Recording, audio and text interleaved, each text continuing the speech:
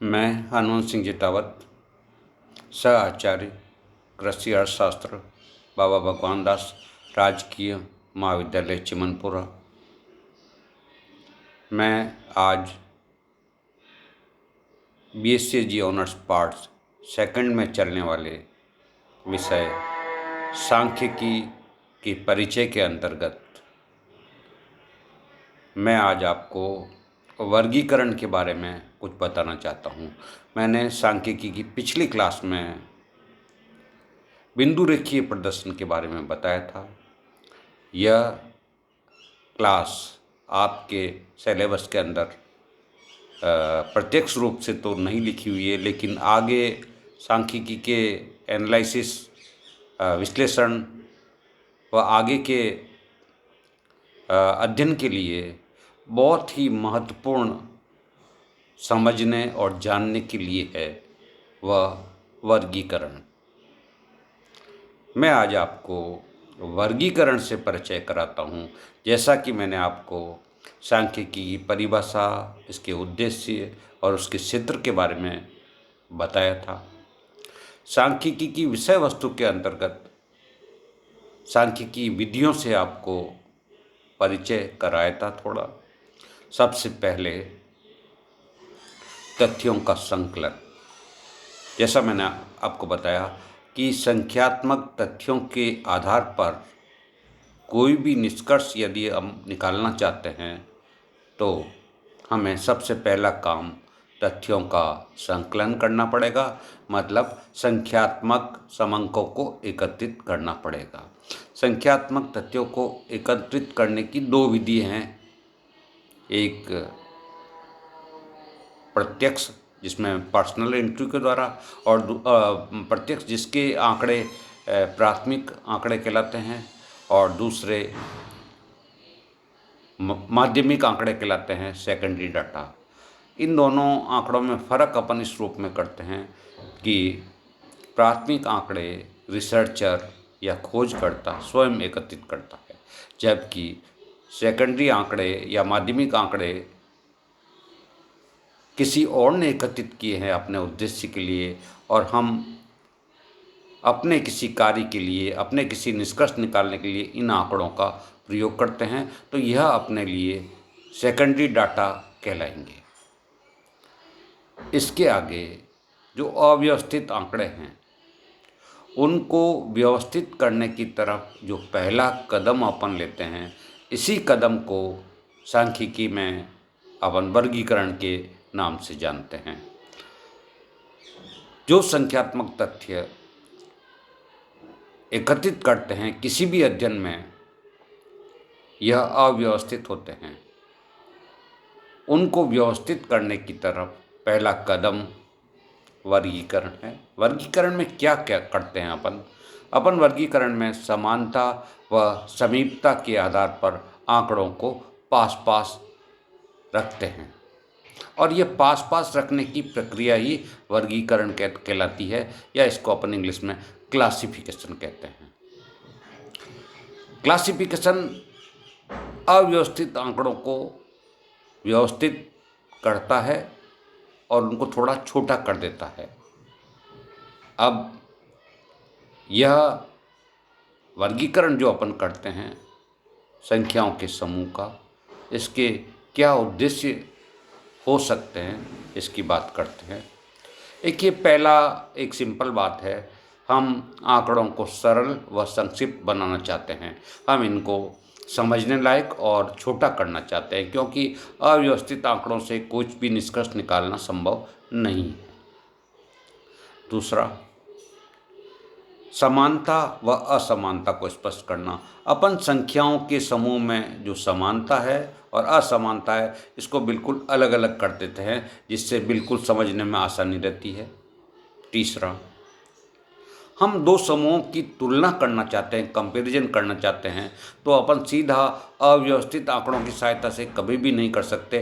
पहले हम उनको समानता और समीपता के आधार पर छोटा कर देते हैं, फिर अपन आसानी से इनको देखकर और समझकर दो समूहों या दो से अधिक समूहों की तुलना हम कर सकते हैं। एक उद्देश्य तुलना का भी हो सकता है।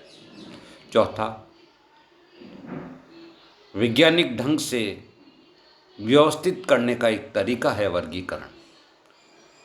इसीलिए उद्देश्य तर्कपूर्ण व्यवस्था करना भी रख सकते हैं। पांचवा, देखिए वर्गीकरण के आगे की विधि सारणीयन है, टेबुलेशन है। सारणीयन या टेबुलेशन में क्या करते हैं, हम आंकड़ों को पंक्ति व स्तंभ में व्यवस्थित कर लेते हैं और वर्गीकृत आंकड़ों को पंक्ति व स्तंभ में व्यवस्थित करने से जो रूप बनता है उसको हम सारणी कहते हैं। तो सारणी एक तरह से प्रस्तुतिकरण है, प्रेजेंटेशन का एक तरीका है। तो अगर वर्गीकरण नहीं करेंगे तो सारणीयन करना संभव नहीं है, क्योंकि वर्गीकृत आंकड़ों को ही हम पंक्ति और स्तंभ में क्रमबद्ध करते हैं, जिसको जो रूप सामने आता है उसको अपन सारणीयन कहते हैं।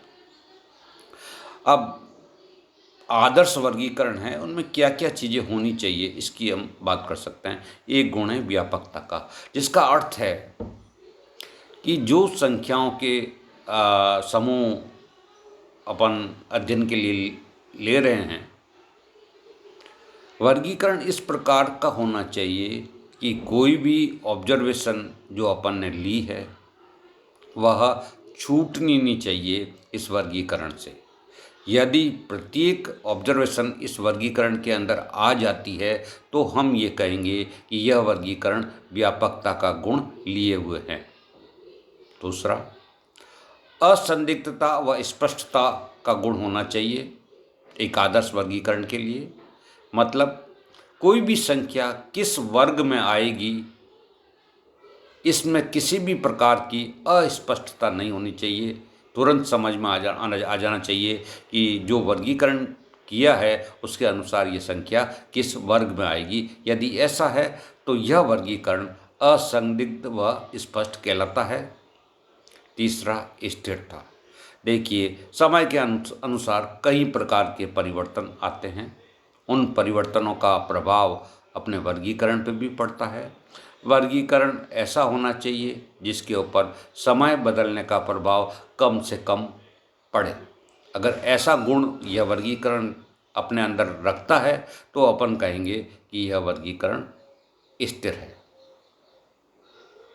चौथा, अनुकूलता। अनुकूलता का अर्थ अपना यह है कि जो आप संख्याओं को एकत्रित करने का उद्देश्य लेके चले हैं, वर्गीकरण हमेशा उस उद्देश्य के अनुसार ही होना चाहिए। यदि वर्गीकरण उद्देश्य के अनुसार है तो आदर्श वर्गीकरण कहलाएगा। छठा, फ्लेक्सिबिलिटी या लचनशीलता। देखिए कोई भी बदलाव यदि अपन करना चाहते हैं वर्गीकरण के अंदर, यदि यह आसानी से कर सकें तो यह एक आदर्श वर्गीकरण कहलाएगा। थोड़ा बहुत बदलाव यदि अपन करना चाहते हैं तो आसानी से संपूर्ण व्यवस्था वर्गीकरण की उसमें बदलाव के बगैर कर सके, यह फ्लेक्सिबिलिटी कहलाती है। अब बात करते हैं वर्गीकरण का आधार क्या होता है। देखिए वर्गीकरण का आधार व्यक्तिगत इकाइयों में उपस्थित गुण होता है। जिस गुण के आधार पर अपन व्यक्तिगत इकाइयों को ऑब्जर्व कर रहे हैं, उनके किसी गुण को ऑब्जर्व करके निरीक्षण करके संख्या के रूप में ला रहे हैं। ये गुण दो प्रकार के हो सकते हैं, एक वर्णनात्मक गुण और इंग्लिश में यह डेस्क्रिप्टिव कैरेक्टर कहलाता है। वह गुण जो आंकिक रूप से मापा नहीं जा सकता। देखिए व्यक्तिगत इकाइयों में ऐसा गुण है जिसको अपन नाप नहीं सकते हैं, यह गुण हमेशा वर्णनात्मक गुण या डेस्क्रिप्टिव कैरेक्टर कहलाएगा। अब ऐसे गुण कौन से हो सकते हैं? शिक्षा। हम व्यक्ति के अंदर शिक्षा के गुण को किसी भी प्रकार से, किसी स्केल से, किसी पैमाने से नाप नहीं सकते हैं। या तो वह शिक्षित होगा या वह अशिक्षित होगा। ठीक उसी प्रकार से स्त्री और पुरुष, इनको नापने की आवश्यकता नहीं होती है। अंधापन, या तो व्यक्ति को दिखता होगा या व्यक्ति अंधा होगा। ईमानदारी ऐसा गुण है जिसको किसी स्केल से, किसी पैमाने से अपन नाप नहीं सकते। ठीक उसी प्रकार से वैवाहिक स्थिति, दो ही स्थिति सामने आती, या तो विवाहित है या अविवाहित है। ऐसे गुण को नापने के लिए किसी प्रकार का पैमाना नहीं है। इनमें आप फूलों का रंग आदि अन्य अनेक गुण ले सकते हैं जिनका माप संभव नहीं है। या तो वह व्यक्तिगत इकाई में उपस्थित होगा और या उस व्यक्तिगत इकाई में वह गुण उपस्थित नहीं होगा। अब वर्गीकरण का दूसरा आधार एक गुण है, वह है आंकिक गुण। यह गुण ऐसा है जिसका नाप आसानी से संभव है। उदाहरण ले सकते हैं, जैसे लड़की की ऊंचाई, पौधों की ऊंचाई, लड़कों का भार, लड़कों की उम्र, किसी प्लॉट की उपज इत्यादि अनेक गुण हो सकते हैं। ये सब वो गुण हैं जिनको आसानी से अपन पैमाने से माप सकते हैं। तो वर्गीकरण के आधार दो गुण होते हैं, जैसा मैंने आपको बताया। एक गुण वर्णनात्मक गुण कहलाएगा और दूसरा आंकिक कहलाएगा। यदि गुणात्मक वर्गीकरण करना है तो ये दो प्रकार का हो सकता है, एक सरल हो सकता है और एक बहुगुण वर्गीकरण है।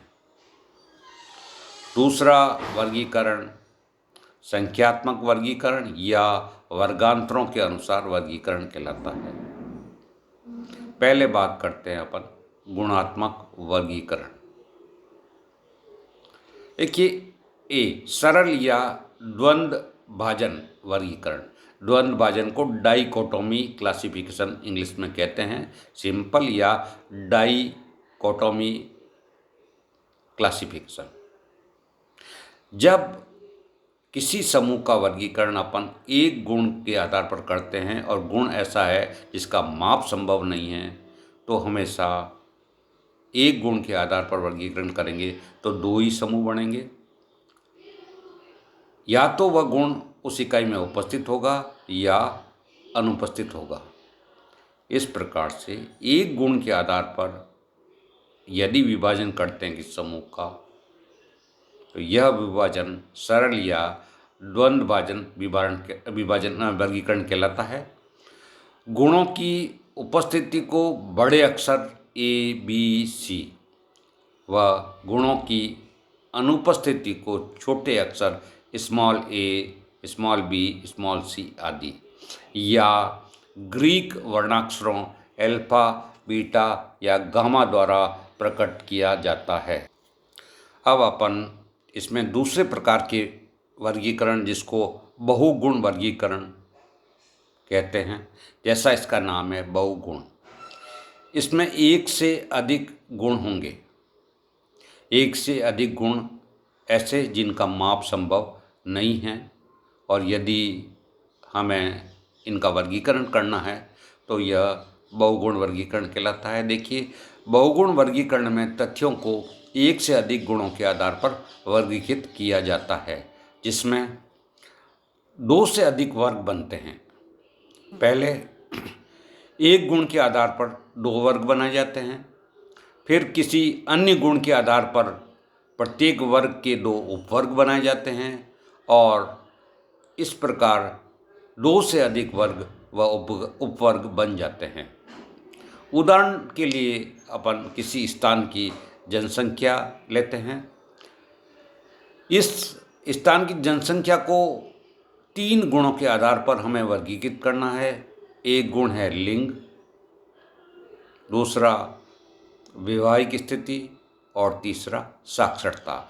यदि किसी गांव की, किसी शहर की संपूर्ण जनसंख्या को इन तीन गुणों के आधार पर हमें वर्गीकृत करना है तो यह बहुगुण कहलाएगा। देखिए, तीनों गुण ऐसे हैं जिनका माप संभव नहीं है। सबसे पहले जनसंख्या को पहला गुण लिंग के आधार पर। अपन जानते हैं लिंग के आधार पर संपूर्ण जनसंख्या को दो भागों में बांट सकते हैं, या तो पुरुष और दूसरा वर्ग होगा स्त्री। पुरुष को हम कैपिटल लेटर ए से दर्शाते हैं और स्त्री को यदि हम स्मॉल लेटर ए से दर्शाएं तो पहले गुण के आधार पर दो समूह बन जाएंगे। अब यदि पुरुष वर्ग को लेते हैं और विवाह के आधार पर संपूर्ण पुरुषों को यदि विभाजित करते हैं तो दो ही भाग बनेंगे, या तो पुरुष विवाहित होगा और या पुरुष अविवाहित होगा। ठीक उसी प्रकार से स्त्री को भी विवाहिक स्थिति के हिसाब से दो भागों में बांट सकते हैं, या तो स्त्री विवाहित होगी या स्त्री अविवाहित होगी। ठीक उसी प्रकार से अब तीसरे गुण की एंट्री करते हैं, साक्षरता। देखिए, विवाहित पुरुष है, या तो वह साक्षर होगा या वह निरक्षर होगा। ठीक उसी प्रकार से पुरुष यदि अविवाहित है तो या तो वह साक्षर होगा या निरक्षर होगा। ठीक इसी प्रकार से स्त्रियों की बात कर सकते हैं। विवाहित स्त्रियाँ होगी, या तो वो साक्षर हो सकती है और या वो निरक्षर हो सकती है। ठीक उसी प्रकार से अविवाहित स्त्रियों की यदि बात करें तो या तो वह साक्षर हो सकती है या निरक्षर हो सकती है। तो संपूर्ण जनसंख्या को यदि तीन भागों में तीन गुणों के आधार पर वर्गीकृत करते हैं तो 8 उपवर्ग बन जाते हैं। यह एक उदाहरण बहुगुण वर्गीकरण का मैंने आपको बताया। अब जो दूसरा जो वर्गीकरण है, संख्यात्मक वर्गीकरण या वर्गांतरों के आधार पर वर्गीकरण, इसकी व्याख्या अपन अगली क्लास में करेंगे।